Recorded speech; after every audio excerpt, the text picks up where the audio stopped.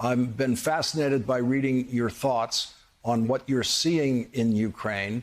And it seems you see in this the end of Vladimir Putin. Please explain that. Well, look, let me just begin by saying we're at a crossroads where you could imagine things going very badly. But I think there's been a lot of pessimism that things had to go badly. And I think that people have not been focusing on the actual war on the ground. Of course, it's horrible seeing these terrible pictures of apartment blocks being bombed and civilians being killed. But if you look at the actual combat, it's going much, much better for the Ukrainians than anyone expected at the beginning of the war. The Russian planning was abominable, the performance was terrible, and the Ukrainians are far more motivated. One interesting observation is the number of Russian armored vehicles that have simply been abandoned intact. They get stuck in the mud and then their crews leave because they just don't want to continue fighting.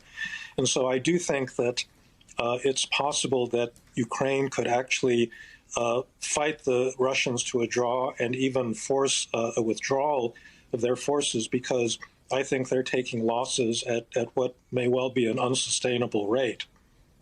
In his speech today, Vladimir Putin said that I'm going to just quote it exactly. He said, the collective West is trying to split our society, speculating on military losses, on socioeconomic consequences of sanctions, to provoke a civil confrontation in Russia. And there is only one goal, the destruction of Russia. There's an awful lot in there, including his own prediction that they are trying to create civil disturbance and basically revolt in Russia. And then that this war is about the defense of Russia itself, that the destruction of Russia is at stake in this war. Well, I think Putin has been trying to raise the stakes to justify something that is completely unjustifiable. You know, he was accusing the Ukrainians of committing genocide in the Donbass and preparing an invasion of Russia at a time when they had 190,000 Russian troops surrounding that country. And I think that the only way that he can explain the predicament he's in to the Russian people is by raising the specter that actually somebody's out to get us Russians, and that's going to come in the form of some kind of a civil war manipulated from the outside.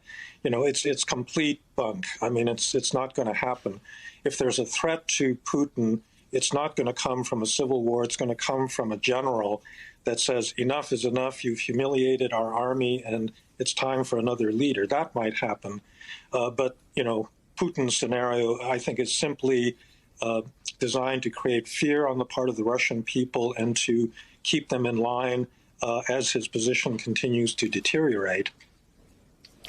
Today, Lester Holt, in an interview with President Zelensky, asked him if he understood the concern that President Biden has about the possibility of an escalation tripping into what Lester Holt called World War III.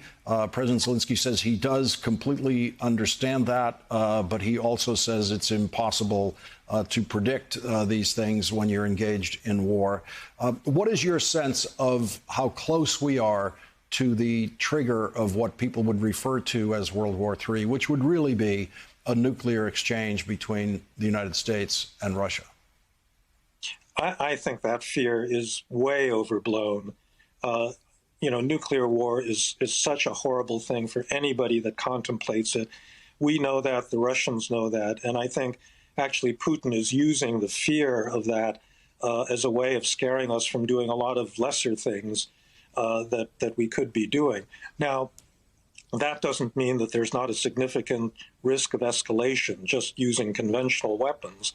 And there is a real risk raised by something like a no-fly zone that you'll actually have NATO aircraft attacking targets, Russian targets in Russia, that will then demand a Russian response. And so you could get into a broader NATO-Russia war, you know, if you're not careful in managing that process.